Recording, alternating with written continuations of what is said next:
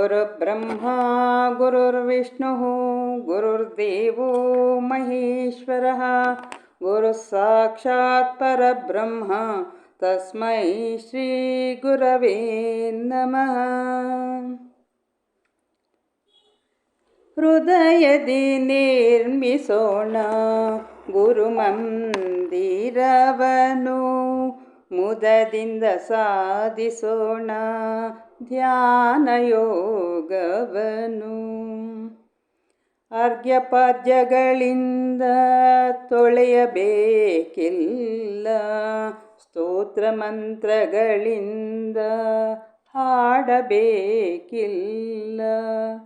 ಹೂಪತ್ರೆಗಳ ತಂದು ಪೂಜಿಸಬೇಕಿಲ್ಲ, ಹಣ್ಣು ಕಾಯಿಗಳನ್ನು ನಿವೇದಿಸಬೇಕಿಲ್ಲ. ಹೃದಯದಿ ನಿರ್ಮಿಸೋಣ ಗುರುಮಂದಿರವನು, ಮುದದಿಂದ ಸಾಧಿಸೋಣ ಧ್ಯಾನ ಯೋಗವನು. ಇಹ ಜೀವನದ ಭಾರ ಹೊರಬೇಕಿಲ್ಲ, ಇಹ ಪರ ಸೌಖ್ಯಕ್ಕೆ ಹಂಬಲಿಸಬೇಕಿಲ್ಲ. ಯೋಗದ ಯಾಗಕ್ಕೆ ಗುರು ಬರುವನೊಲಿದು, ತ್ಯಾಗದಿ ಭೋಗವ ನೀಡುವನೊಲಿದು. ಹೃದಯದಿ ನಿರ್ಮಿಸೋಣ ಗುರುಮಂದಿರವನು, ಮುದದಿಂದ ಸಾಧಿಸೋಣ ಧ್ಯಾನ ಯೋಗವನು. ಗುರು ಕರುಣೆಯಿಂದಲೇ ಮೂಕನು ಹಾಡುವನು, ಅಂಧನು ನೋಡುವನು, ಕುಂಟನು ಗಿರಿ ಹತ್ತುವನು. ಮರುಭೂಮಿ ಬಾಳಿನಲ್ಲಿ ಕಾರಂಜಿ ಪುಟಿಯುವುದು, ಬರಡಾದ ಹೃದಯದೊಲು ಜ್ಞಾನ ಜ್ಯೋತಿ ಬೆಳಗುವುದು. ಹೃದಯದಿ ನಿರ್ಮಿಸೋಣ ಗುರುಮಂದಿರವನು, ಮುದದಿಂದ ಸಾಧಿಸೋಣ ಧ್ಯಾನ ಯೋಗವನು. ವಚನ ನೇಮಗಳಿಲ್ಲ, ಕಟ್ಟುಪಾಡುಗಳಿಲ್ಲ, ಆಡಂಬರವಿಲ್ಲ, ಮಡಿ ಬಯಬೇಕಿಲ್ಲ. ವಚನ ನೇಮಗಳಿಲ್ಲ, ಕಟ್ಟುಪಾಡುಗಳಿಲ್ಲ, ಆಡಂಬರವಿಲ್ಲ, ಮಡಿ ಬಯಬೇಕಿಲ್ಲ. ನಿತ್ಯದ ಸಾಧನೆ ಗುರುವಿಗೆ ಅರ್ಚನೆ, ಸತ್ಯದ ನಂಬಿಕೆ ಗುರು ನಿಜ ಗುರು ಕಾಣಿಕೆ. ಹೃದಯದಿ ನಿರ್ಮಿಸೋಣ ಗುರುಮಂದಿರವನು, ಮುದದಿಂದ ಸಾಧಿಸೋಣ ಧ್ಯಾನ ಯೋಗವನು. ಧ್ಯಾನ ಯೋಗವನು, ಧ್ಯಾನ ಯೋಗವನು.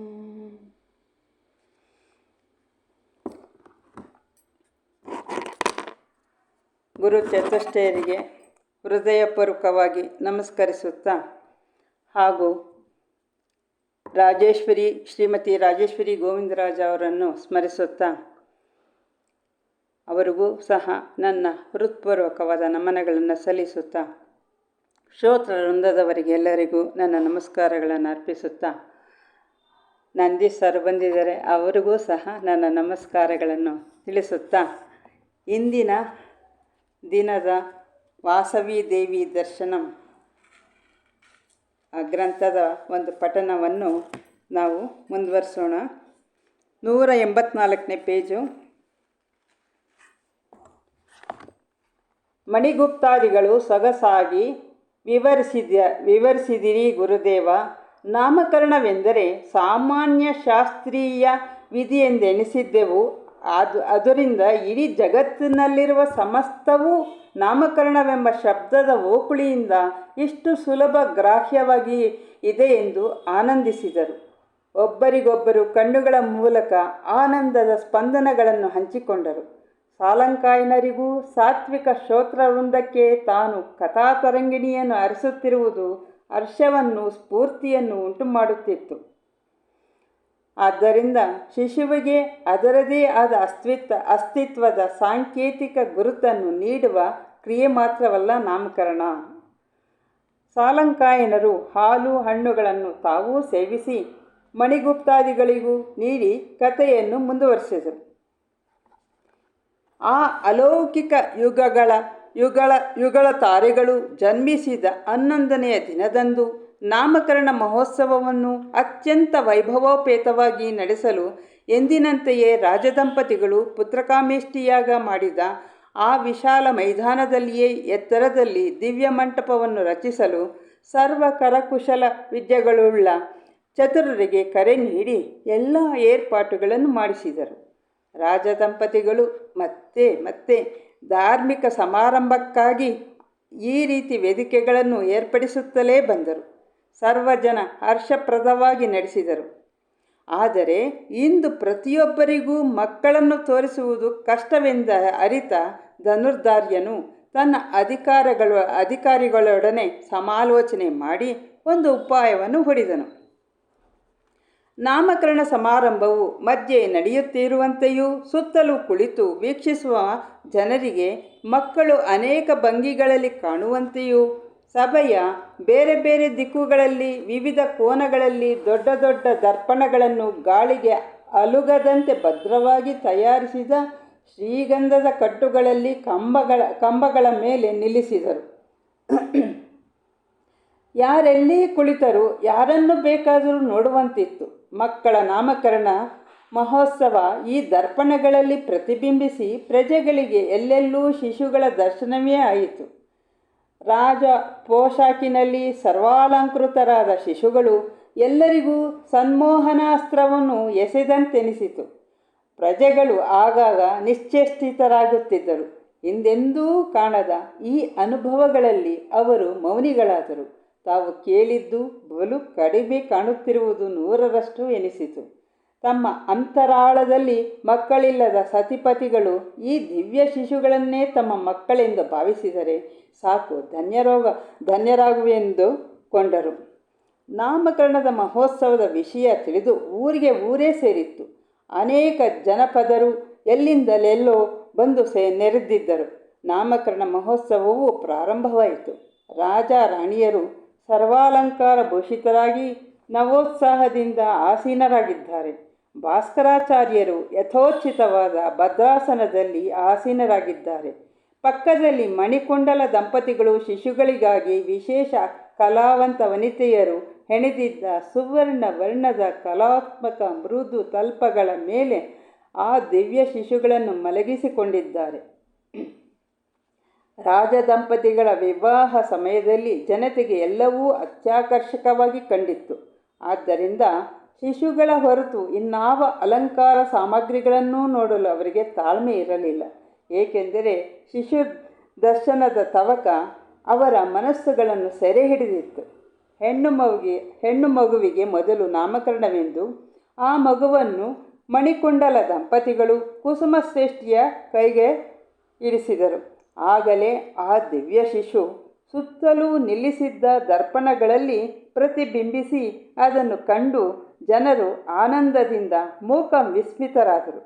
ಶಿಶುಕಾಂತಿಯನ್ನು ನೋಡಿದ ಸಮುದಾಯದಲ್ಲಿ ಭೂಮಿಯ ಮೇಲೆ ಇಂಥ ಶಿಶುವು ಜನಿಸಿದ್ದುಂಟೆ? ಇದು ನಿಜವಾಗಿ ಪಾಂಚಭೌತಿಕ ದೇಹವೋ ಅಥವಾ ಬರೀ ಕಾಂತಿ ದೇಹವೋ ಅಥವಾ ಈ ಶಿಶು ಅಯೋನಿಜಳೋ? ಹೀಗೆಲ್ಲ ತಮಗೆ ತೋಚಿದಂತೆ ಮಾತನಾಡಿಕೊಂಡರು.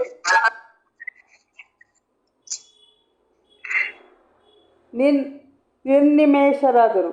ಆ ಶಿಶುವಿಗಾದರೂ ಬಾಲರವಿಯಲ್ಲಿ ಕಾಣುವ ಸೌಮ್ಯ ಅರುಣ ಕಾಂತಿಯಂತೆ ಮುಖದ ಛವಿಯಿತ್ತು.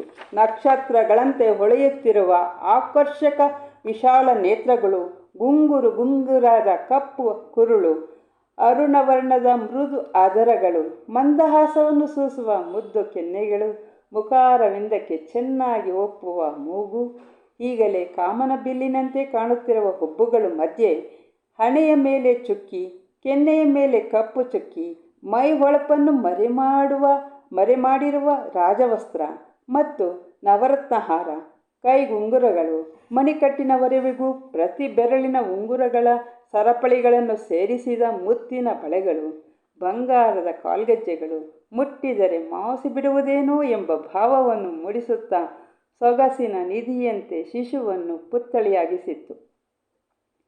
ಅಕ್ಕಿಯನ್ನು ಹರಡಿದ್ದ ಒಂದು ಛಲವಾದ ಸುವರ್ಣ ತಟ್ಟೆಯನ್ನು ಕುಸುಮ ಶ್ರೇಷ್ಠಿಗೆ ಭಾಸ್ಕರಾಚಾರ್ಯರು ನೀಡಲು ಬಂದಾಗ ಆ ಶಿಶುವನ್ನು ಕುಸುಮಾಂಬೆಯು ತನ್ನ ಮಡಿಲಲ್ಲಿ ಮಲಗಿಸಿಕೊಂಡಳು. ಶಾಸ್ತ್ರವಿಧಿಯನ್ನು ಅನುಸರಿಸಿ ಭಾಸ್ಕರಾಚಾರ್ಯರು ಆ ಅಕ್ಕಿಯ ಮೇಲೆ ಆ ಕುಮಾರಿಗೆ ದೇವತಾನಾಮ, ಮಾಸಾನಾಮ, ನಕ್ಷತ್ರ ನಾಮಗಳನ್ನು ಮೊದಲು ಬರೆಯಲು ಸೂಚಿಸಿದರು. ರಾಜನಾದ ಕುಸುಮ ಶ್ರೇಷ್ಠಿಯು ತನ್ನ ವಜ್ರದ ಉಂಗುರದಿಂದ ಗುರುಗಳು ಹೇಳಿದ ನಾಮಗಳನ್ನು ಬರೆದನು. ರಾಜ ಜ್ಯೋತಿಷಿ ಮತ್ತು ಭಾಸ್ಕರಾಚಾರ್ಯರು ಈ ಮಹಾ ತೇಜೋರಾಶಿಗೆ ಯಾವ ಹೆಸರನ್ನಿಡುವುದೆಂದು ನಿರ್ಣಯಿಸಲು ದೀರ್ಘಾಲೋಚನೆಯಲ್ಲಿ ಮಗ್ನರಾಗಿರಲು ಆಕಾಶದಿಂದ ಒಂದು ಮಧುರ ಮಂಜುಳ ವೀಣಾಧ್ವನಿಯಂತಿರುವ ಅಶರೀರವಾಣಿಯು ಹೀಗೆ ಕೇಳಿಸಿತು. ಪೂರ್ವದಲ್ಲಿ ಈ ಕುಮಾರಿಯು ವಾಸುದೇವನ ಸೋದರಿಯಾಗಿ ಆವಿರ್ಭವಿಸಿದ್ದಳಾದ್ದರಿಂದ ಈ ಶಿಶುವು ವಾಸವಿ ಎಂಬ ನಾಮದಲ್ಲಿ ಪ್ರಸಿದ್ಧಳಾಗುವಳು. ಅಲ್ಲದೆ ಈ ದೇವಿಯೇ ವಿಷ್ಣು ಭಗವಂತನಿಂದ ಯೋಗಮಾಯ ಕನ್ಯೆಯೆಂದು ಸ್ತುತಿಸಲ್ಪಟ್ಟಿರುವಳು.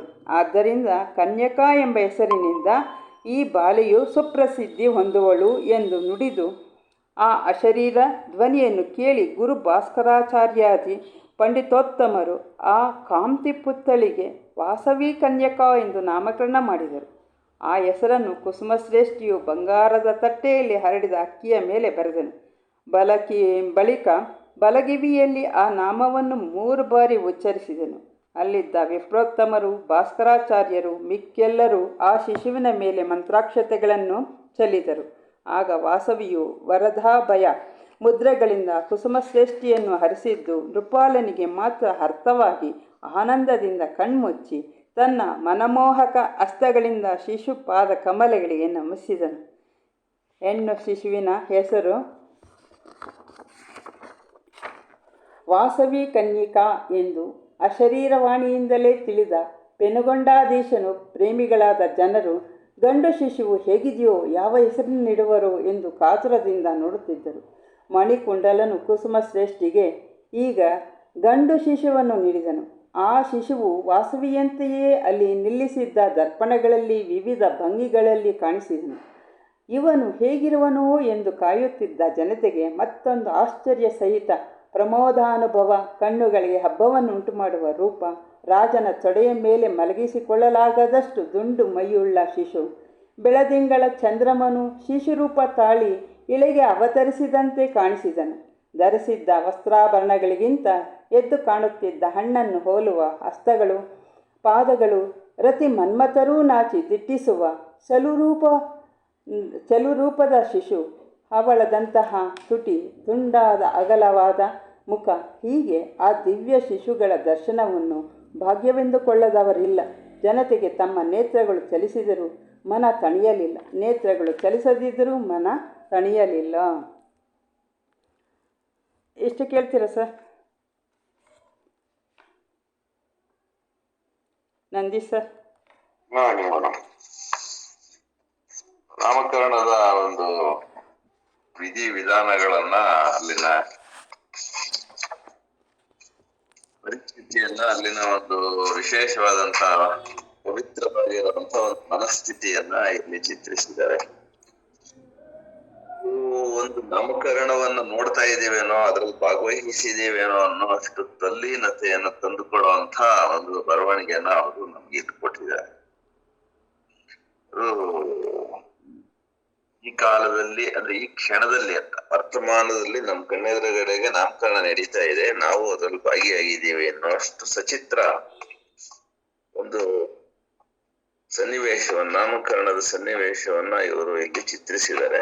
ಮನಸ್ಸು ಅದೆಷ್ಟು ಸಮಾಧಾನ ಹಾಗೂ ತಲ್ಲೀನ ಆಗಿತ್ತು ಈ ಬರವಣಿಗೆ ನಡೆಯುವಾಗ ಸಾಗುವಾಗ ಅನಿಸ್ತದೆ.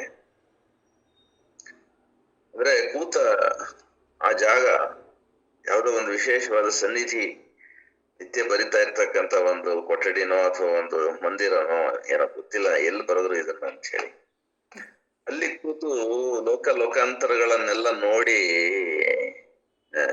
ನೇರವಾಗಿ ಬರದಂತಿದೆ. ಅದು ಇಲ್ಲಿ ಬಹಳ ಚಂದ ವರ್ಣನೆ ಕೂಡ ಮಾಡಿದ್ದಾರೆ. ಮಕ್ಕಳ ಬಗ್ಗೆ ಅವರು ಏನು ವರ್ಣನೆ ಮಾಡಿದ್ದಾರೆ, ಅವು ದೇವ ಶಿಶುಗಳು ಅಂತ ಹೇಳಿ, ಒಂದು ನಿರ್ದಿಷ್ಟ ಉದ್ದೇಶಕ್ಕಾಗಿ ಮಾನವ ಶರೀರದಲ್ಲಿ ಬಂದಂತ ಶಿಶುಗಳು ಅಂತ ಹೇಳಿ ಮೊದಲೇ ನಮ್ಗೆ ಗೊತ್ತಾಗಿದೆ. ಸಾಮಾನ್ಯ ಮಾನವ ಜೀವಗಳು ಅಲ್ಲಿ ನೆರೆದಿವೆ. ಶರೀರಗಳನ್ನೆಲ್ಲ ಮರೆತು ಒಂದ್ಸರಿ ಇದನ್ನ ನಾವು ನೋಡಿದಾಗ ಹಂಗನ್ನಿಸ್ತದೆ. ಮಾನವ ಶರೀರದ ಒಳಗಡೆಗೆ ದೇವತಾ ಶಕ್ತಿಗಳು ಅವತರಿಸಿದಾಗ ಅಲ್ಲಿ ಏನ್ ನಡೀತದೆ ಅನ್ನೋದನ್ನ ನಾವು ಒಂದು ಊಹೆ ಮಾಡ್ಕೊಳ್ಬಹುದು ಅಂತ. ಏನಾಗತ್ತೆ, ನಮ್ಮೊಳಗಡೆಗೆ ಇದ್ದಂತ ಸಾಮಾನ್ಯ ಮಾನವ ಜೀವ ಒಂದು ವಿಶೇಷವಾದ ಎತ್ತರಕ್ಕೆ, ಒಂದು ಸಂಸ್ಕಾರಕ್ಕೆ ಅರ್ಹ ಆಗತ್ತದ. ಅಂದ್ರೆ ಈ ನಡೀತಾ ಇರ್ತಕ್ಕಂತ ಯಾವುದೇ ಇರ್ಲಿ ಘಟನೆಯ ಸನ್ನಿವೇಶದ ಅಲ್ಲಿ ಒಂದ್ ಸಂದರ್ಭದಲ್ಲಿ ಒಳಗಡೆ ಅಲ್ಲಿ ಯಾವ್ಯಾವ ಜೀವಗಳಿದ್ವು ಅವನ್ನೆಲ್ಲ ಸುಮ್ಮನೆ ಶರೀರಗಳನ್ನ ಮರೆತು ನೋಡಿದಾಗ ಗೊತ್ತಾಗುತ್ತೆ, ಸ್ಥೂಲದಲ್ಲಿ ಸೂಕ್ಷ್ಮದ ಕಾರ್ಯಭಾರ ನಡೆದಿದೆ. ಎಲ್ಲ ಸ್ಥೂಲ ಶರೀರಗಳಲ್ಲಿ, ಎಲ್ಲ ಸ್ಥೂಲ ವಸ್ತುಗಳಲ್ಲಿ ಒಂದು ದಿವ್ಯವಾದಂತಹ ಶಕ್ತಿಯ ಅವರೋಹಣ, ಆ ಮೂಲಕ ಅನ್ನಮಯದ ಶರೀರಗಳಲ್ಲಿ ಪ್ರಾಣಮಯದ ಮನೋಮಯದ ಸಂಚಲನಗಳು ಉಂಟಾಗ್ತವೆ, ವಿಜ್ಞಾನಮಯದ ದರ್ಶನಗಳು ಏರ್ಪಡ್ತವೆ ಅನ್ನೋದನ್ನ ನಾವು ಅನುಭವಿಸ್ಬೋದು. ಅಂದ್ರೆ ಓದು ಅನ್ನೋದು, ಶಬ್ದ ಅನ್ನೋದು ಕೇವಲ ಶಬ್ದ ಅಲ್ಲ, ಅದು ಶಕ್ತಿಯನ್ನ ಹೊತ್ತರ್ತಕ್ಕಂತ ಒಂದು ಪಾತ್ರ.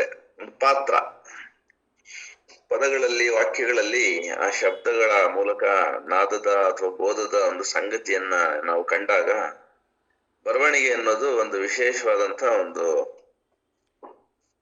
ದಿವ್ಯವಾದ ಕಾರ್ಯ ಆಗತ್ತೆ. ಅದು ನಡೆಯುವಾಗ ಮನೋಮಯಕ್ಕೆ, ಅಂದ್ರೆ ರಾಜೇಶ್ವರಿ ಅವರ ಮನೋಮಯಕ್ಕೆ ಯಾವೆಲ್ಲ ಶಕ್ತಿಗಳು ಅವತರಿಸಿದ್ವು ಅನ್ನೋದನ್ನ ಅವರ ಭಾಷೆಯ, ಅವರ ಒಂದು ಬರವಣಿಗೆಯ ಈ ಒಂದು ವಾಕ್ಯಗಳಲ್ಲಿ, ಪದಗಳಲ್ಲಿ ನಾವು ಹುಡುಕ್ಬೋದು, ನೋಡ್ಬೋದು. ಅದು ನೋಡಕ್ ಸಾಧ್ಯವಾದ್ರೆ ನಮ್ಮೊಳಗಡೆಗೂ ಅದು ಸಂಭವಿಸೋದಕ್ಕೂ ಸಾಧ್ಯವಾಗತ್ತೆ ಅನ್ನೋದು ಇಲ್ಲಿ ನಮಗೆ ಗೊತ್ತಾಗುತ್ತೆ. ಅದನ್ನ ಅವರು ಯಥಾಶಕ್ತಿ ಇಲ್ಲಿ ಕಟ್ಕೊಟ್ಟಿದ್ದಾರೆ. ಹೆಸರಿಗೆ ನಾಮಕರಣ ನಡೀತಾ ಇದೆ, ವಿಶೇಷವಾದಂತ ಕಾಂತಿಯನ್ನ ಹೊಂದಿರ್ತಕ್ಕಂತ ಶಿಶುಗಳು ಜನಿಸಿದಾವೆ.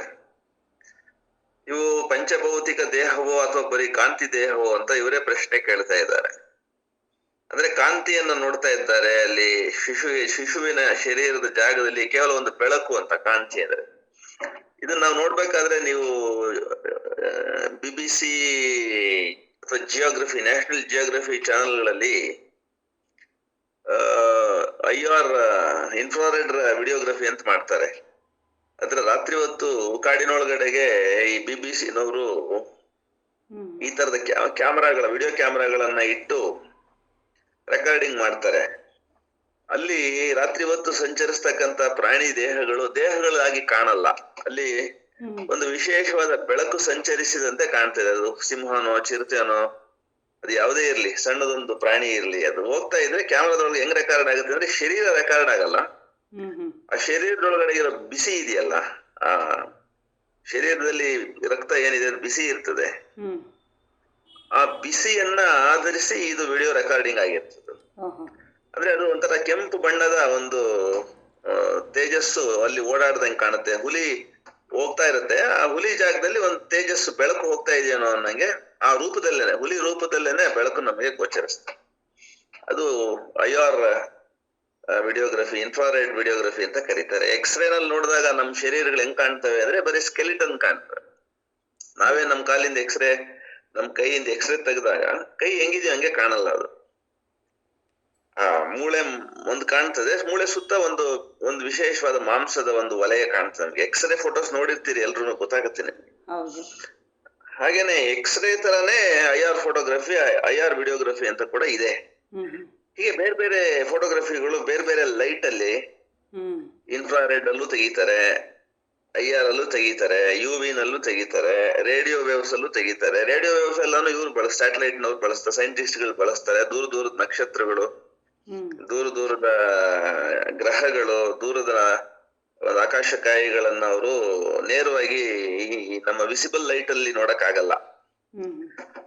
ಅದಕ್ಕಾಗಿ ಏನ್ ಮಾಡ್ತಾರೆ, ರೇಡಿಯೋ ವೇವ್ಸ್ ಅನ್ನ ಕಳಿಸ್ತಾರೆ. ರೇಡಿಯೋ ವೇವ್ಸ್ ತುಂಬಾ ಸೂಕ್ಷ್ಮವಾಗಿ ಇನ್ಫಾರ್ಮೇಶನ್ ತಗೊಂಡು ಆ ಒಂದು ವಸ್ತುವನ್ನ ಮುಟ್ಟಿ ವಾಪಸ್ ಬರುತ್ತೆ. ಬಂದದ್ದನ್ನ ಇವ್ರು ರೆಕಾರ್ಡ್ ಮಾಡಿ ಅದನ್ನ ಕಂಪ್ಯೂಟರ್ ಒಳಗಡೆಗೆ ಅದನ್ನ ಕಂಪ್ಯೂಟೇಶನ್ ಮಾಡ್ಬಿಟ್ಟು ಅದರ ಇಮೇಜ್ ಅನ್ನ ಇವರು ವಿಸಿಬಲ್ ಲೈಟ್ ನಲ್ಲಿ ಹೆಂಗ್ ಕಾಣ್ಬೋದು ಅನ್ನೋದನ್ನ ಇವರು ಪ್ರೋಗ್ರಾಮ್ ಮಾಡಿರ್ತಾರೆ, ಅದರಂತೆ ತೋರಿಸ್ತದೆ. ಸೊ ಈ ತರ ಬೇರೆ ಬೇರೆ ಫೋಟೋಗ್ರಫಿಗಳಿದಾವೆ. ಬೆಳಕು ಎಲ್ಲ ಫ್ರೀಕ್ವೆನ್ಸಿಗಳಲ್ಲಿದೆ. ಅದಕ್ಕೆ ನಾವು ಎಲೆಕ್ಟ್ರೋಮ್ಯಾಗ್ನೆಟಿಕ್ ರೇಡಿಯೇಷನ್ ಅಂತ ಹೇಳ್ತೀವಿ. ಅದರಲ್ಲಿ ನಮ್ಗೆ ವಿಸಿಬಲ್ ಆಗಿ ಕಾಣುವಂಥದ್ದು ಬರೀ 7 ಬಣ್ಣಗಳು ಮಾತ್ರ.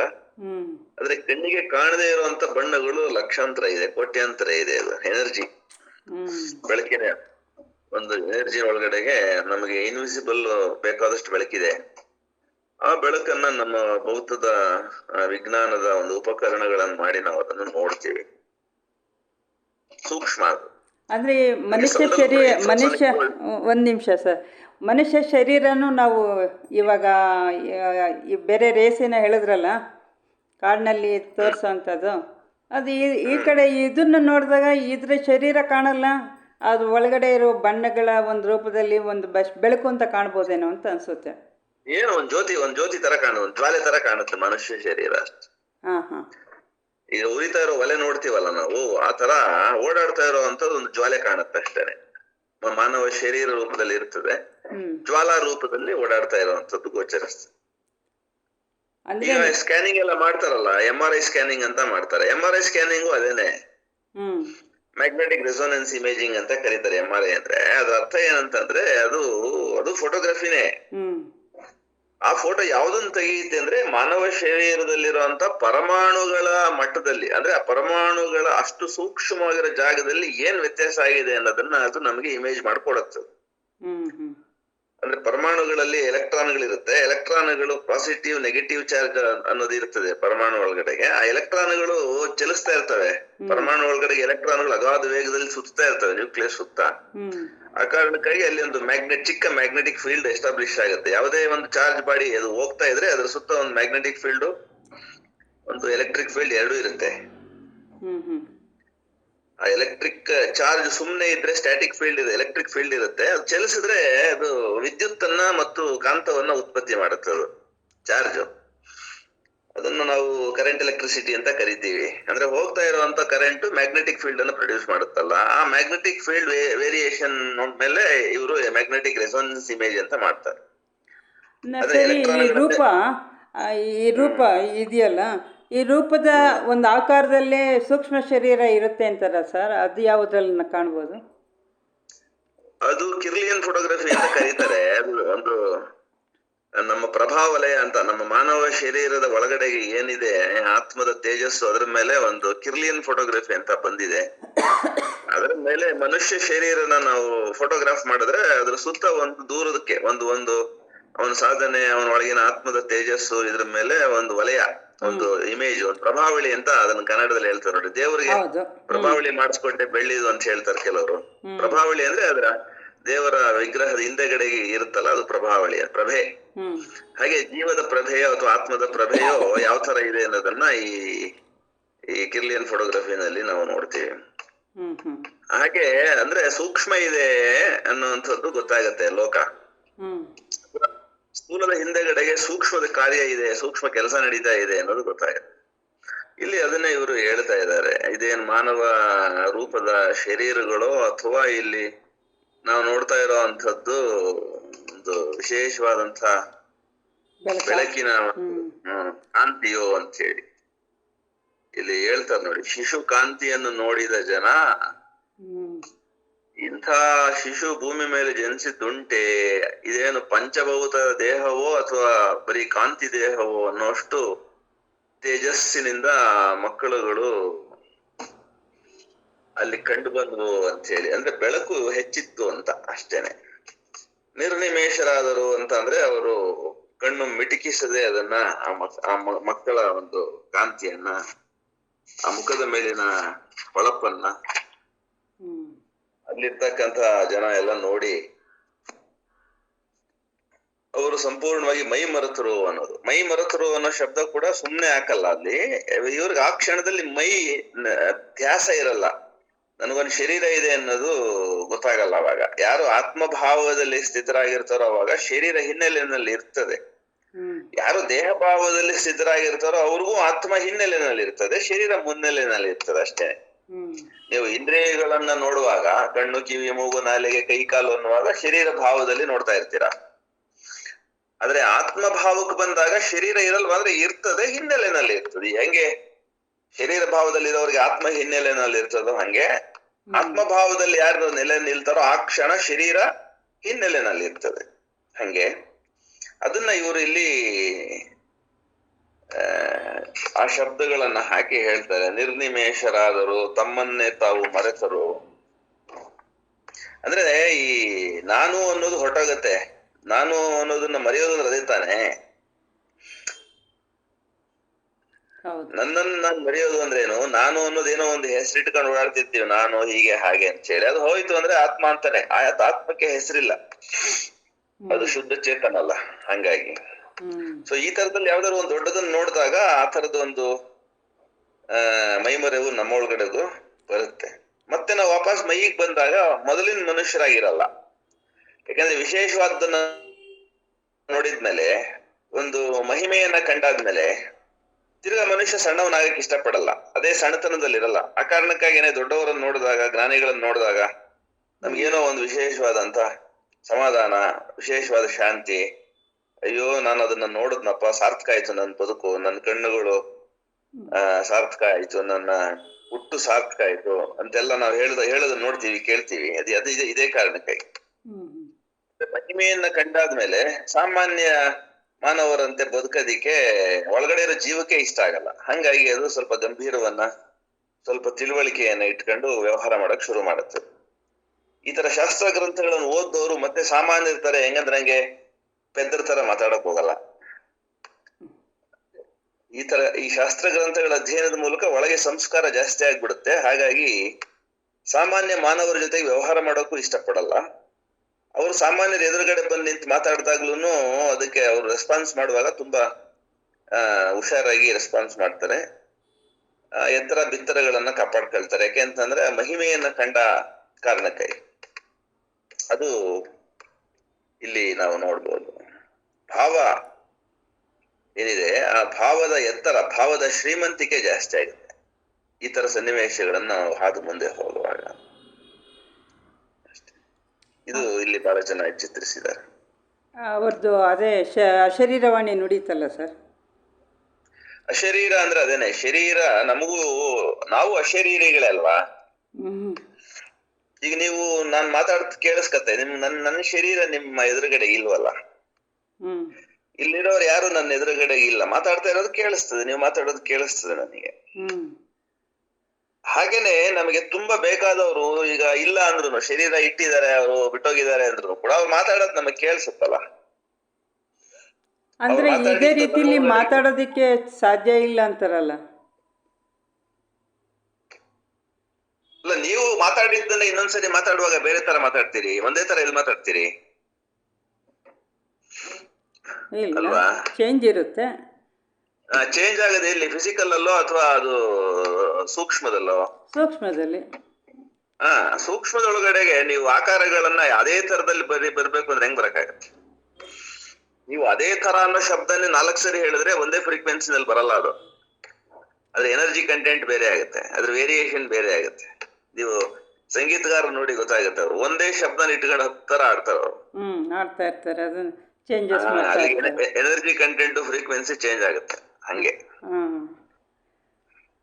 ಅದು ಪರಮ ಸೂಕ್ಷ್ಮವಾದಂತ ಒಂದು ಗ್ರಹಿಕೆ ಒಳಗಡೆ ಗೊತ್ತಾಗುತ್ತೆ. ಸಾಮಾನ್ಯ ಮಾನವ ಮತಿ ಗೋಚರವಲ್ಲ ಅದು. ಅದು ಒಬ್ಬ ಸಂಗೀತಗಾರನಿಗೆ ಅಥವಾ ಒಬ್ಬ ಶಾಸ್ತ್ರೀಯನಿಗೆ ಅಧ್ಯಯನ ಮಾಡಿರುವಂತವನಿಗೆ ಗೊತ್ತಾಗುತ್ತೆ. ಅದನ್ನೇ ನಾದಬಿಂದು ಕಲಾತೀತ ಅಂತ ಹೇಳಿ ಅವರು ಸ್ವರವೆಂಬುದು ಪರತತ್ವ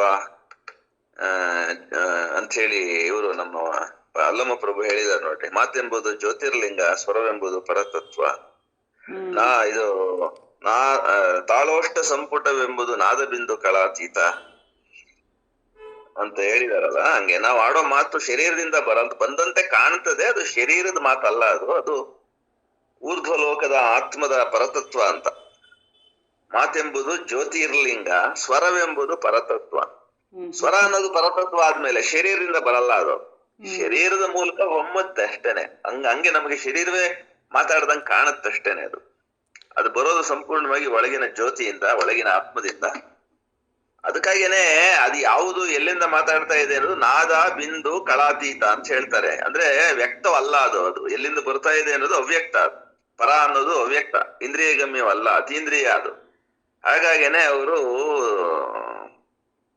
ಶರಣರು ನುಡಿದು ಸೂತಕಿಗಳಲ್ಲ, ಗುಹೇಶ್ವರನ ಶರಣರು ನುಡಿದು ಸೂತಕಿಗಳಲ್ಲ ಅಂತೆ. ಅಲ್ಲ, ಇಲ್ಲಿ ಗಮನಿಸ್ಬೇಕಾಗಿರೋದು ನನಗನ್ಸಿದ್ದು ಸರ್, ಅವರು ಏನು ಹೆಸರಿಡಬೇಕು ಹೆಣ್ಮಗಳಿಗೆ ಅಂತ ಒಂದು ಇದರಲ್ಲಿದ್ದರು, ಸಂದಿಗ್ಧ, ಏನು ಹೆಸರಿಡಬೇಕು ಅಂತ ತೋಚ್ತಾ ಇರಲಿಲ್ಲ. ಆ ಸಮಯದಲ್ಲಿ ಶರೀರವಾಣಿ ನುಡಿತು ಅಂತ ಬಂತಲ್ಲ.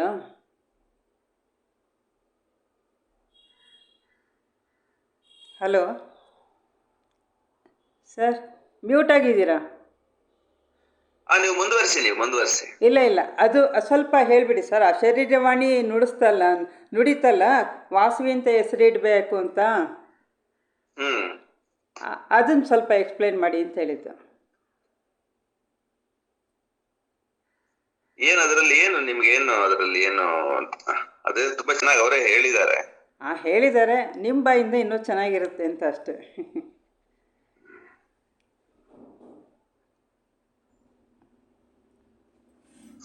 ವಾಸವಿ ಅನ್ನೋ ಹೆಸರನ್ನು ಅವರು ಚೂಸ್ ಮಾಡಿರೋದು ಪೂರ್ವದಲ್ಲಿ ವಾಸುದೇವನ ಸೋದರಿಯಾಗಿ ಆ ಒಂದು ಜನನ, ಅಂದ್ರೆ ವಿಷ್ಣು ಭಗವಂತನ ಯೋಗಮಾಯ ಕನ್ಯೆಯೇ ಇಲ್ಲಿ ವಾಸವಿ ಅನ್ನುವಂತ ದೇಹವನ್ನ ಇಲ್ಲಿ ಇಟ್ಕೊಂಡು ಮತ್ತೆ ಆ ಕಾರ್ಯದಲ್ಲಿ, ವಿಷ್ಣು ಕಾರ್ಯದಲ್ಲೇನೆ ತಾನು ಅಂದ್ರೆ ಮಹಾಲಕ್ಷ್ಮಿಯಾಗಿ, ಸೀತೆಯಾಗಿ, ಬೇರೆ ಬೇರೆ ಜನ್ಮಗಳಲ್ಲಿ ಕಾರ್ಯ ಈ ಭೂಮಿನೊಳಗಡೆಗೆ ಸೃಷ್ಟಿ ಕಾರ್ಯದಲ್ಲಿ ಮತ್ತು ಸೃಷ್ಟಿಯ ಪಾಲನೆ ಪೋಷಣೆಯಲ್ಲಿ ತೊಡಗಿರ್ತಕ್ಕಂಥ ಕಾರಣಕ್ಕಾಗಿ ಮತ್ತೆ ಈ ಜನ್ಮದಲ್ಲೂ ಕೂಡ ಅದೇ ಕಾರ್ಯಕ್ಕಾಗಿ ಬಂದಿರೋ ಹಿನ್ನೆಲೆಯಲ್ಲಿ ಈ ವಾಸವಿ ಅನ್ನುವಂಥ ನಾಮವನ್ನ ಅವರು ಆ ಮಗುವಿಗೆ ಇಟ್ಟಿದ್ದಾರೆ. ವಾಸವಿ ಅಂತಂದ್ರೆ ಇಲ್ಲಿ ನೀವು ಕೇವಲ ಈ ಜನ್ಮಕ್ಕಷ್ಟೇ ಅಂತ ನೋಡಿದ್ರೆ ವಾಸವಿ ಅಷ್ಟೇನೆ. ಹಾಗೇನೆ ಒಳಗಡೆ ಇರ್ತಕ್ಕಂಥ ಜೀವಗಳಿಗೆ ನೀವು ಒಂದೊಂದು ಜನ್ಮದಲ್ಲಿ ಒಂದೊಂದು ಹೆಸರಿಟ್ಕೊಳ್ಬಹುದು, ಇಟ್ಟಿರ್ತಾರೆ ಅದನ್ನ. ನಮ್ಗೇನಾದ್ರೂ ಆ ಒಂದು ತುಂಬಾ ಸೂಕ್ಷ್ಮವಾದಂತ ಯೋಗದ ಒಂದು ಯೋಗಾಭ್ಯಾಸ ಮಾಡಿದ್ರೆ ಅಂದ್ರೆ ಶಾರೀರಿಕ ಯೋಗದ ಅಭ್ಯಾಸ ಅಲ್ಲ, ಅಂತರಂಗದ ಚಿತ್ತದ ಮೇಲೆ ಮಾಡ್ತಕ್ಕಂತ ಒಂದು ಏಕಾಗ್ರತೆಯ ಯೋಗಾಭ್ಯಾಸ. ಆ ಚಿತ್ತದ ಸಂಸ್ಕಾರಗಳು ಯಾವುವು ಅನ್ನೋದು ನಮಗ್ ಗೊತ್ತಾದ್ರೆ ಹಿಂದಿನ ಜನ್ಮದಲ್ಲಿ ನಾವೇನೇನಾಗಿದ್ವಿ ಅನ್ನೋದು ಗೊತ್ತಾಗುತ್ತೆ. ವರ್ತಮಾನದಲ್ಲಿ ನಾವೇನ್ ಮಾಡ್ತಾ ಇದೀವಿ ಯಾಕೆ ಅನ್ನೋದು ಕೂಡ ಅದೇ ಕಾರಣಕ್ಕಾಗಿ ಗೊತ್ತಾಗುತ್ತೆ. ಸಂಸ್ಕಾರ ವಿಶೇಷಕ್ಕೆ ಅನುಗುಣವಾಗಿ ಶರೀರಗಳು ಬರ್ತವೆ, ಶರೀರಗಳು ಮಾಡೋ ಕರ್ಮಗಳೆಲ್ಲ ಸಂಸ್ಕಾರಗಳಾಗ್ತವೆ, ಮತ್ತೆ ಮುಂದಿನ ಜನ್ಮ ನಮ್ಗೆ ಅದು ತಂದ್ಕೊಡುತ್ತೇನೆ, ಅದು ನಮ್ಗೆಲ್ಲ ಗೊತ್ತಿದೆ. ಈ ಹಿನ್ನೆಲೆಯಲ್ಲಿ ಆ ಮಗುವನ್ನ ನೋಡಿದಂತ ಇಲ್ಲಿರ್ತಕ್ಕಂಥ ಆಚಾರ್ಯರುಗಳು ಯಾರಿದ್ರು, ಶಕ್ತಿ ಇರೋರು, ಸೂಕ್ಷ್ಮ ಸಂವೇದನಾ ಶಕ್ತಿ ಮತ್ತು ಸೂಕ್ಷ್ಮ ದರ್ಶನ ಸಾಮರ್ಥ್ಯ ಇರುವಂತವ್ರನ್ನ ಆಚಾರ್ಯ ಅಂತ ಕರೀತಾರೆ. ಇಲ್ಲಿ ಇದ್ದವರು ಅದನ್ನೇ ಮಾಡ್ತಾ ಇದ್ದಾರೆ. ಈ ಮಗು ಯಾವುದು ಏನು ಹಿಂದಿನ ಜನ್ಮಕ್ಕೆ ಹೋಗಿದ್ದಾರೆ ನೋಡ್ರಿ ಅವರು. ಪೂರ್ವ ಜನ್ಮದಲ್ಲಿ ವಾಸುದೇವನ ಸೋದರಿಯಾಗಿ ಆವಿರ್ಭವಿಸಿ ಈ ಮಗು ಕೆಲಸ ಮಾಡಿತ್ತು. ವಿಷ್ಣು ಭಗವಂತನಿಂದ ಯೋಗಮಾಯ ಕನ್ಯೆ ಅಂತ ಹೇಳಿ ಈಕೆಯನ್ನೇ ಸ್ತುತಿಸಿರುವಂಥದ್ದು ಅವ್ರಿಗೆ ಗೊತ್ತಾಯ್ತು. ಅದೇ ಮಗು ಮತ್ತೆ ಈ ಶರೀರಕ್ಕೆ ಬಂದಿದೆ ಅನ್ನೋದು ಕೂಡ ಅವರದನ್ನ ನೋಡಿದ್ರು. ಹ್ಮ್ ಅಲ್ಲಿರ್ತಕ್ಕಂಥ ಪಂಡಿತೋತ್ತಮರು ಅಂದ್ರೆ ಈ ಶಾಸ್ತ್ರ ಬಲ್ಲವರು, ಅಂದ್ರೆ ಸೂಕ್ಷ್ಮದಿಂದ ಸ್ಥೂಲಕ್ಕೆ ಓಡಾಡಬಲ್ಲವರು, ಹ್ಮ್ ಸೂಕ್ಷ್ಮವನ್ನು ನೋಡಿ ಸ್ಥೂಲಕ್ಕೆ ಹೋಗಿ ಬರಬಲ್ಲವರು, ಗ್ರಹಿಸಬಲ್ಲವರು, ಅವರನ್ನ ಆಚಾರ್ಯರು, ಆರ್ಯರು, ಜ್ಞಾನಿಗಳು ಅಂತ ಕರೀತಾರೆ.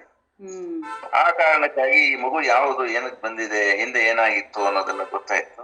ಅದನ್ನ ನೆನಪಿನಲ್ಲಿ ಇಟ್ಕೊಂಡು ಅದನ್ನ ಭಾವಿಸಿ ಈ ಜನ್ಮದಲ್ಲಿ ಒಂದು ಹೆಸರು ಕೊಡ್ಬೇಕಾದಾಗ ವಾಸವಿ ಅಂತ ಹೇಳಿ ಹಿಂದಿನ ಜನ್ಮದ ಆಧಾರದ ಮೇಲೆ ಈ ಜನ್ಮದ ಹೆಸರನ್ನ ನಾಮವಾಗಿ ಅವರು ತಗೊಂಡಿದ್ದಾರೆ. ಇದು ನಮಗೂ ಕೂಡ ಸಾಧ್ಯವಾಗತ್ತೆ. ನಮ್ಗೆ ಆ ಜ್ಞಾನ, ಆತರ ಬದುಕಿನ ಒಂದು ತಪಸ್ಸು ನಮ್ಮ ಒಳಗಡೆ ಉಂಟಾದಾಗ ಅನ್ನೋದು ಇಲ್ಲಿ. ಮಗು ಯಾಕೆ ಹುಟ್ಟಿದೆ, ಈ ಮಗು ಯಾಕೆ ನನಗೆ ಬಂದಿದೆ, ಈ ಮಗುವಿನೊಳಗಡೆ ಏನ್ ಆಗ್ಬೇಕಾಗಿದೆ ಅನ್ನೋ ತಾಯಿಗೆ ಗೊತ್ತಾಗತ್ತೆ.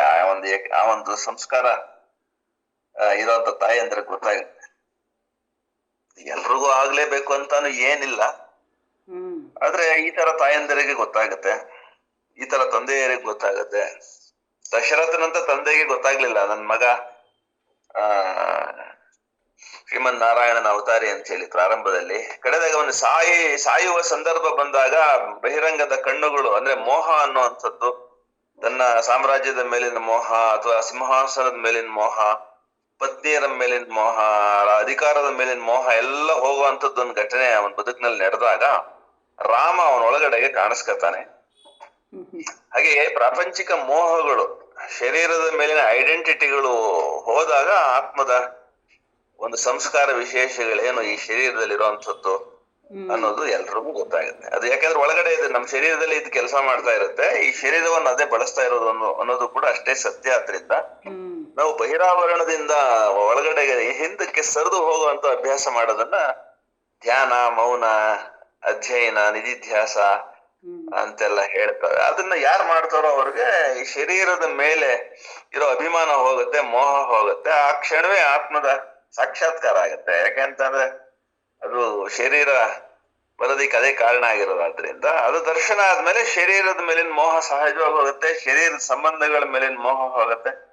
ಸಹಜವಾಗಿ ಅವನು ಬೇರೊಂದು ಭಾವದಲ್ಲಿ ಬದುಕ್ತಾ ಇರ್ತಾನೆ. ಆ ಒಂದು ಚಿನ್ಮಯ ಭಾವದೊಳಗಡೆಗೆ ಅವನು ಚಿದ್ಯಂತ್ರದ ಎಲ್ಲ ವ್ಯವಹಾರಗಳನ್ನ ಅವನು ಸಾಕ್ಷೀಕರಿಸಿ ನೋಡ್ತಾ ಇರ್ತಾನೆ ಆ ವ್ಯಕ್ತಿ.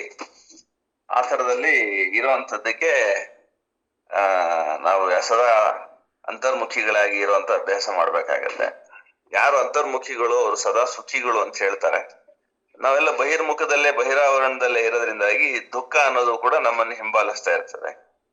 ಸುಖ, ನಿತ್ಯ ಸುಖ ಅಂತಂದ್ರೆ ಅಂತರ್ಮುಖ, ಯಾವಾಗಲೂ ಒಳಮುಖ. ಇಂದ್ರಿಯಗಳೆಲ್ಲ ಪ್ರತ್ಯಾಹಾರಕ್ಕೆ ಒಳಪಟ್ಟು ಒಳಕ್ಕೆ ಅವು ತಿರುಗಿರ್ತವೆ. ಹಾಗಾಗಿ ಲೋಕದ ಕಡೆಗೆ ಯಾವ ಇಂದ್ರಿಯಗಳು ಹರಿಯಲ್ಲ.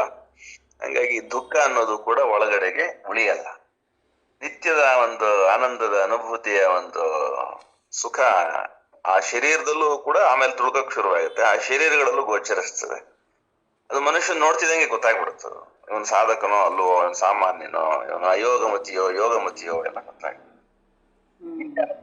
ಇರೋದಿಲ್ಲ, ಎಂತೆಂಥವ್ರು ಇದ್ದಾರೆ, ಅವರೆಲ್ರು ಆ ಥರದಲ್ಲ ಸಾಮರ್ಥ್ಯ ಇರೋರೆ. ಭಾಸ್ಕರಾಚಾರ್ಯರು, ಕುಸುಮ ಶ್ರೇಷ್ಠಿ, ಈ ತರದ ಈ ಶಬ್ದಗಳಲ್ಲೇ ಗೊತ್ತಾಗುತ್ತೆ ಅವರು ಮನುಷ್ಯ ರೂಪದಲ್ಲಿ ಇರ್ತಕ್ಕಂಥ ವಿಶೇಷ. ಮುಂದುವರಿಸಲೇ ಸರ್? ಮುಂದುವರಿಸಿ. ಈಗ ಗಂಡು ಶಿಶುವಿಗೆ ನಾಮಕರಣವನ್ನು ಮಾಡಬೇಕಾಗಿದೆ. ಇನ್ನೊಂದು ಚಿನ್ನದ ತಟ್ಟೆಯಲ್ಲಿ ಹಾಕಿದ್ದ ಅಕ್ಕಿಯಲ್ಲಿ ನೃಪಾಲನು ದೇವತಾನಾಮ, ಮಾಸನಾಮ, ನಕ್ಷತ್ರ ನಾಮಗಳನ್ನು ಅದೇ ವಜ್ರದ ಉಂಗುರದಿಂದ ಬರೆದನು. ತಾವು ಸದಾ ಪೂಜಿಸುತ್ತಿದ್ದ ನಗರೇಶ್ವರನ ಕೃಪಾ ಪ್ರಸಾದದಿಂದ ಜನಿಸಿದ ಶಿಶುವೆಂದು, ಆ ಶಿಶುವಿನಲ್ಲಿ ಶಿವನ ಛವಿಯೇ ಕಾಣುತ್ತಿದೆ ಎಂದು ಗುರು ಭಾಸ್ಕರಾಚಾರ್ಯರು ಸೂಚಿಸಿದ ವಿರೂಪಾಕ್ಷ ಎಂಬ ನಾಮವನ್ನು ಅಭಿವಾದನಾ ನಾಮವಾಗಿ ಬರೆದನು. ಆ ಶಿಶುವಿನ ಕಿವಿಯಲ್ಲಿ ನೃಪಾಲನು ಆ ನಾಮವನ್ನು 3 ಬಾರಿ ಉಚ್ಚರಿಸಿದನು. ರಾಜ ಪುರೋಹಿತರು ಮಿಕ್ಕ ಶ್ರೇಷ್ಠರು ನಮ್ಮ ನಗರೇಶ್ವರನ ಹೆಸರು ವಿರೂಪಾಕ್ಷ ಎಷ್ಟು ಚೆನ್ನಾಗಿದೆ ಎಂದು ಸ್ತುತಿಗೈದರು. ಜನತೆಗೆ ಕೇಳುವಂತೆ ಗಂಡು ಶಿಶುವಿಗಿಟ್ಟ ನಾಮ ವಿರೂಪಾಕ್ಷ, ವಿರೂಪಾಕ್ಷ, ವಿರೂಪಾಕ್ಷ ಎಂದು ಘಂಟಾಘೋಷವಾಗಿ ಪ್ರಕಟಿಸಿದರು. ಸರ್ವರೂ ಮಂತ್ರಾಕ್ಷತೆಗಳನ್ನು ಚೆಲ್ಲಿ ಯುಗಳ ಶಿಶುಗಳಿಗೂ ಶುಭ ಕೋರಿದರು. ದೃಗ್ಗೋಚರವಲ್ಲದ ದೇವತೆಗಳು ಈ ನಾಮಕರಣ ಮಹೋತ್ಸವವನ್ನು ಕಂಡು ಸ್ತುತಿ ಮಂತ್ರಗಳಿಂದ ಹಾಡಿದರು. ತಮಗೆಲ್ಲರಿಗೂ ಜನನಿಯಾದ ಪರಾಶಕ್ತಿ ಕುಸುಮ ದಂಪತಿಗಳ ಮಡಿಲಲ್ಲಿ ಕೂಸಾಗಿ ಮಲಗಿರುವುದನ್ನು ಕಂಡು ಪುಷ್ಪವರ್ಷಗರೆದರು. ಶಿಶುದ್ವಯರ ನಾಮ ರೂಪ ಲಾವಣ್ಯಗಳನ್ನು ಕಣ್ತುಂಬ ತುಂಬಿಕೊಂಡರು. ಇನ್ನು ಹೇಳ್ತೀರಾ ಸರ್? ಒಂದು ಸ್ತ್ರೀ ತತ್ವ, ಅದನ್ನ ವಾಸವಿ ಅಂತ ಹೇಳಿ ಕರೆದ್ರು, ಅದನ್ನ ಜೀವ ಅಂತ ಹೇಳಿ ನಾವ್ ಹೇಳ್ಬೋದು. ಇಲ್ಲಿ ಶಿವತತ್ವವನ್ನ ಇವರು ದರ್ಶಿಸ್ತಾ ಇದ್ದಾರೆ ವಿರೂಪಾಕ್ಷ ಅನ್ನೋ ಹೆಸರಿನಲ್ಲಿ. ಅಂದ್ರೆ ಪುರುಷ ತತ್ವವನ್ನ, ಒಂದು ಸ್ತ್ರೀ ತತ್ವ ಶರೀರ ನಾಮಕ, ಇನ್ನೊಂದು ಒಳಗಡೆ ಕೆಲಸ ಮಾಡ್ತಾ ಇರ್ತಕ್ಕಂಥ ಪುರುಷ ನಾಮಕ ಶಕ್ತಿ. ಶಕ್ತಿ ಮತ್ತು ಶಿವರ ಒಂದು ಪರಿಕಲ್ಪನೆಯನ್ನ ಇವರು ತಂದಿದ್ದಾರೆ. ಅಂದ್ರೆ ಪ್ರಕೃತಿ ಪುರುಷ ಅಂತ ತಗೋಬೋದಾ? ಅದೇ ಪ್ರಕೃತಿ ಪುರುಷ, ನೀವ್ ಹೆಂಗಾದ್ರೂ ತಗೊಳ್ಳಿ. ಅದು 3 ಆಯಾಮದೊಳಗಡೆ ಸಚ್ಚಿದಾನಂದದ ಒಂದು ಹಿನ್ನೆಲೆಯೊಳಗಡೆಗೆ ಈ ಸ್ತ್ರೀ ತತ್ವ ಪುರುಷ ತತ್ವ ಅನ್ನೋದು ಎರಡು ಒಂದಾಗ್ತಾವಲ್ಲ, ಅಲ್ಲಿ ಟ್ರೈನ್ಸ್ ಅಲ್ಲಿ ನೀವು ಬ್ರಹ್ಮನನ್ನಾದ್ರೂ ತಗೊಳ್ಬಹುದು, ಮಹೇಶ್ವರನಾದ್ರೂ ತಗೊಳ್ಬಹುದು, ಅಥವಾ ವಿಷ್ಣುವನ್ನಾದ್ರೂ ತಗೊಳ್ಬಹುದು, ಏನ್ ಸಮಸ್ಯೆ ಇಲ್ಲ. ಯಾವ್ದನ್ನ ಆರಾಧನೆ ಮಾಡಿದ್ರು ಕೂಡ ತುದಿ ಒಳಗಡೆಗೆ ಸಚ್ಚಿದಾನಂದ ಅನ್ನೋದೇನೆ ಅದು ನಮಗೆ ಈ ಸೃಷ್ಟಿ ವ್ಯಾಪಾರದ ಹಿಂದೆಗಡೆಗೆ ಕೆಲಸ ಮಾಡೋದು. ಹಾಗಾಗಿ ಇಲ್ಲಿ ಕೂಡ ಅದನ್ನೇ ನಾವು ನೋಡ್ಬೋದು. ಇಲ್ಲಿ ವಿರೂಪಾಕ್ಷನ ಹೆಸರಿನೊಳಗಡೆ ಕೂಡ ಅದನ್ನೇ ಇವರು ಹೇಳ್ತಾ ಇದ್ದಾರೆ. ಯಾಕೆ ಹೀಗೆ ಅನ್ನೋದು ನಾವು ಒಳಗಡೆ ನೋಡಿದಾಗ, ದೃಗ್ಗೋಚರವಲ್ಲದ ಆದರೆ ಮಥನದಿಂದ ಗೋಚರಿಸುವ ಪರಮ ಸೂಕ್ಷ್ಮವಾದಂತಹ ವಿಚಾರಗಳು ನಮಗಿಲ್ಲಿ ಕಾಣಿಸ್ತವೆ, ಮತ್ತೆ ಅವೇ ಕೇಳಿಸ್ತವೆ ಇಲ್ಲಿ ಶಬ್ದಗಳಲ್ಲಿ. ಇನ್ನು ಬಹಿರಾವರಣದೊಳಗಡೆ ಏನ್ ಇಲ್ಲಿ ನಡೀತಾ ಇದೆ ನಾಮಕರಣ ಅನ್ನುವಂಥ ವಿಧಿ ಮತ್ತು ವಿಧಾನ, ಅದೆಲ್ಲೂ ಅದರ ಹಿನ್ನೆಲೆ ಒಳಗಡೆಗೆ ಹೋಗಿ ನಾವು ಹೊತ್ತು ನೋಡಿದಾಗ ಇದು ಬೇರೆ ಇದೆ ಆದಂತ ಲೀಲೆ, ಸೃಷ್ಟಿ ಲೀಲೆ ಅನ್ನುವಂಥದ್ದು ಅಥವಾ ನಿತ್ಯ ಲೀಲೆ ಅನ್ನುವಂಥದ್ದು. ಲೋಕ ಲೀಲೆ ಹಿಂದೆಗಡೆಗೆ ನಿತ್ಯದ ಲೀಲೆ ಇರಲೇಬೇಕು. ನಿತ್ಯವನ್ನ ಕಾಣುವಂಥದ್ದು ಯಾರಿಗೆ ಲೋಕವನ್ನ ಹಿಂದಕ್ಕೆ ಹೋಗಿ ನೋಡ್ತಾನೋ, ಲೋಕದ ಲೀಲೆ ಹಿಂದೆಗಡೆಗೆ ಹೋಗಿ ನೋಡ್ತಾನೋ, ಅವನಿಗೆ ನಿತ್ಯದ ಒಂದು ಅನುಭೂತಿ ಉಂಟಾಗುತ್ತೆ. ಅದನ್ನ ಇಲ್ಲಿ ಕೆಲವರು ಜನ ಮಾಡಬಲ್ಲರಾದ್ರಿಂದ ಅಷ್ಟು ಜನ ಇಟ್ಟುಕೊಂಡು ಈ ಒಂದು ನಾಮಕರಣದ ವಿಧಿ ಮತ್ತು ವಿಧಾನಗಳನ್ನ ಕಾಣಿಸ್ತಾ ಇದ್ದಾರೆ. ಅಂದ್ರೆ ನೀವು ಹೇಳ್ತಾ ಇರೋದು ನಿತ್ಯದಲ್ಲಿ ನಿಂತ್ಕೊಂಡು ಲೋಕದಲ್ಲಿ ನೋಡ್ಬೇಕು ಅಂತ ಕಾರ್ಯ ಮಾಡ್ತಾ ಇರೋದು ಅವನು ಯೋಗಿ ಆಗ್ತಾನೆ. ಅವನು ಒಳಗಡೆ ಇರ್ತಾನೆ, ಆತ್ಮದ ಒಂದು ವಲಯದಲ್ಲಿ ಇರ್ತಾನೆ, ಇಂದ್ರಿಯದ ವಲಯದಲ್ಲಿ ಕಾರ್ಯವನ್ನು ಮಾಡ್ತಾ ಇರ್ತಾನೆ. ಅವನಿಗೆ ಯೋಗಿ ಸಂತ ಅಂತೆಲ್ಲ ಕರೀತಾರೆ. ಬಹಿರಂಗದ ಯಾವುದಕ್ಕೂ ಅವನು ಮೋಹಿತನಲ್ಲ.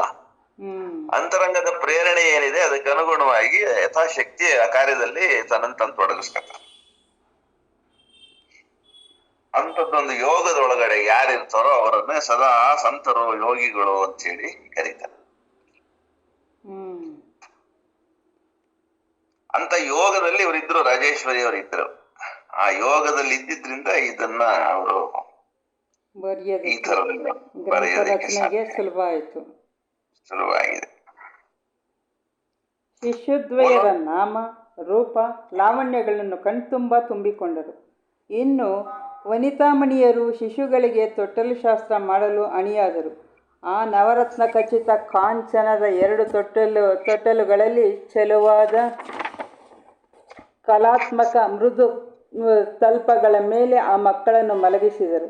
ಒಂದು ತೊಟ್ಟಲಲ್ಲಿ ಶಿಶು ವಿರೂಪಾಕ್ಷನನ್ನು ತಂದು ಮಲಗಿಸಿದರು, ಮತ್ತೊಂದು ತೊಟ್ಟಲಲ್ಲಿ ವಾಸವಿಯನ್ನು ಮಲಗಿಸಿದರು. ಇದು ಲಲನಾಮಣಿಯರ ಶಾಸ್ತ್ರವೆಂದು ಪುರುಷರಿಗೆ ಮಕ್ಕಳ ಬಳಿ ಬರಲು ವನಿತೆಯರು ಸ್ಥಳ ಬಿಡಲಿಲ್ಲ. ಕುಸುಮಶ್ರೇಷ್ಠಿ ಮತ್ತು ಮಣಿಕುಂಡಲನ್ನು ಮಾತ್ರ 2 ತೊಟ್ಟಲುಗಳ 2 ಕಡೆ ನಿಂತರು. ಕುಸುಮಾಂಬೆ ಲಾಲಿ ಹಾಡನ್ನು ಹಾಡಿದಳು. ಅರಮನೆಯ ಗಾಯಕಿಯರು ರವಿಶಶಿಯರಂತೆ ಮಿಂಚುತ್ತಿರುವ ಈ ಅವಳಿ ಬೊಂಬೆಗಳನ್ನು ವಿಧವಾಗಿ ಬಣ್ಣಿಸಿ ಹಾಡಿ ತೂಗಿದರು. ಕೆಲ ಕವಿಯತ್ರಿಯರು ಆಶು ಕವಿತೆಗಳಿಂದ ಮಕ್ಕಳನ್ನು ಕೊಂಡಾಡಿದರು. ವಾಸವಿಯು ತನಗೆಲ್ಲ ಅರ್ಥವಾಯಿತೆನ್ನುವಂತೆ ಕಣ್ಣರಳಿಸಿ ಮಂದಹಾಸದಿಂದ ನೋಡುತ್ತಿದ್ದಳು. ವಿರೂಪಾಕ್ಷನು ತನ್ನ ದುಂಡಾದ ಹಸ್ತಗಳನ್ನು ಚರಣಗಳನ್ನು ಪಟುತ್ವದಿಂದ ಆಡಿಸುತ್ತಾ ತನ್ನ ಚಂಚಲವಾದ ನಯನಗಳಿಂದ ಎಲ್ಲರನ್ನೂ ಆನಂದಪಡಿಸುತ್ತಿದ್ದನು. ಕುಸುಮಾಂಬೆಯು ಸುವಾಸನೀಯರಿಗೆ ತಾಂಬೂಲದಲ್ಲಿ ಚೀನಾಂಬರ ಮತ್ತು ಆಭರಣಗಳನ್ನಿತ್ತು ಸತ್ಕರಿಸಿದಳು. ಚೀನಾಂಬರ ಅಂತ ಅಂದ್ರೆ ಏನು ಅಂತ ನಂಗೆ ಗೊತ್ತಾಗ್ಲಿಲ್ಲ. ಚಿನ್ನದ್ದ? ಅಲ್ಲಲ್ಲ, ಇದು ರೇಷ್ಮೆಗೆ ಹೇಳಿದ್ದಾರೆ ಇವರು. ನೀವು ಆ ಶಬ್ದ ಈ ರೇಷ್ಮೆ ತಗೊಳ್ಬೇಕಾದ್ರೆ ಚೈನಾ ಸಿಲ್ಕ್ ಅಂತ ಹೇಳ್ತಾರೆ ನೋಡ್ರಿ. ಚೈನಾ ಸಿಲ್ಕ್ ಅಂತ ಹೇಳ್ತಾರೆ ಶಬ್ದ ನಿಮಗೆ ಗೊತ್ತಿರ್ತದ. ಸೀರೆ ತಗೊಳ್ಳೋ ಹೆಣ್ಮಕ್ಳಿಗೆ ಚೈನಾ ಸಿಲ್ಕ್ ಇದು, ಮೈಸೂರು ಸಿಲ್ಕ್ ಇದು ಅಂತೆಲ್ಲ ಹೇಳ್ತಾರೆ. ಹೌದು. ಇಲ್ಲಿ ವಸ್ತ್ರಗಳನ್ನ ಅವರು ಚೀನಾಂಬರ ಅಂತ ಹೇಳಿದ್ದಾರೆ. ನೆಕ್ಸ್ಟ್ ತೊಡುಗೆಗಳನ್ನ ಆಭರಣ ಅಂತ ಹೇಳಿ. ತೊಡುಗೆ ಎಲ್ಲ ಚೀನಾಂಬರ ಆದ್ರೆ ಆಭರಣಗಳೆಲ್ಲ ಬಂಗಾರದವು. ಹೌದು.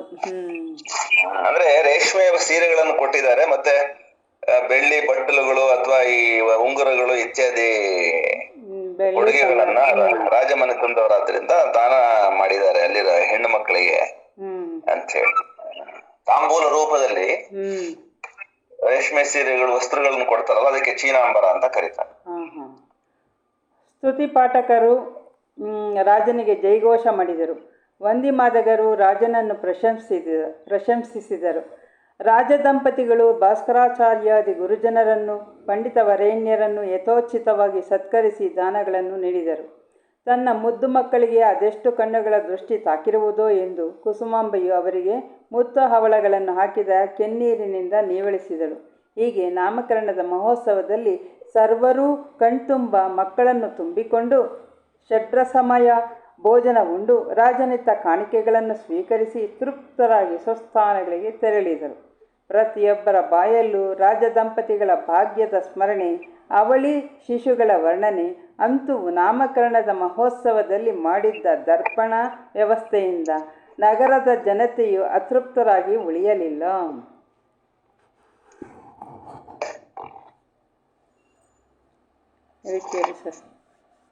ಎಲ್ಲರೂ ತೃಪ್ತರಾದರು ಅಂತ. ಸರ್ವಜನ ರಾಜನ ಆದಂತ ಒಂದು ವಿಶೇಷ ನಾಮಕರಣದ ಒಂದು ಉತ್ಸವ ನಡೀತು. ಹಾಗಾಗಿ ಯಾರು ಅತೃಪ್ತಿಯಿಂದ ಅಲ್ಲಿಂದ ವಾಪಸ್ ಹೋಗ್ಲಿಲ್ಲ ಅಂತ ಹೇಳಿ ತೃಪ್ತರಾದರು ಅನ್ನೋಂಥದ್ದು. ನಾವು ಕೂಡ ಈ ವಾಚನದಿಂದ ತೃಪ್ತರಾಗಿದ್ದೇವೆ ಅಂತ ಹೇಳ್ತಾ ಎಲ್ರಿಗೂ ನಮಸ್ಕಾರ. ಧನ್ಯವಾದ. ನೀವು ಆಮೇಲೆ ಎಷ್ಟೊತ್ತಿಗೆ ಫ್ರೀ ಆಗ್ತೀರಮ್ಮ? ನಾನು ಫ್ರೀನೇ ಸರ್. ಎಷ್ಟು ಗಂಟೆಗೆ ನೀವು ಫ್ರೀ ಆಗ್ತೀರಾ? ಒಂದು 6 ಕಾಲಂಗೆ ಮಾತಾಡ್ತೀನಿ, ನಿಮಗೆ ಫೋನ್ ಮಾಡ್ತೀನಿ. ಸರಿ ಸರ್, ಥ್ಯಾಂಕ್ ಯು ಸರ್. ಮುಂದಿನ ವಾರ ಎಲ್ಲರೂ ಸಿಗೋಣ. ತುಂಬ ಧನ್ಯವಾದಗಳು ಸರ್. ನಮಸ್ಕಾರ. ಸರ್ವೇ ಭವಂತು ಸುಖಿನಃ, ಸರ್ವೇ ಸಂತು ನಿರಾಮಯಾಃ, ಸರ್ವೇ ಭದ್ರಾಣಿ ಪಶ್ಯಂತು, ಮಾ ಕಶ್ಚಿತ್ ದುಃಖ ಭಾಗ್ ಭವೇತ್. ಓಂ ಶಾಂತಿ ಶಾಂತಿ ಶಾಂತಿ. ಲೋಕಾ ಸಮಸ್ತಾ ಸುಖಿನೋ ಭವಂತು, ಲೋಕಾ ಸಮಸ್ತಾ ಸುಖಿನೋ ಭವಂತು, ಲೋಕಾ ಸಮಸ್ತಾ ಸುಖಿನೋ ಭವಂತು, ಸಮಸ್ತ ಸನ್ಮಂಗಳಾನಿ ಭವಂತು. ಜೈ ವಾಸವಿ. ಜೈ ಜೈ ವಾಸವಿ.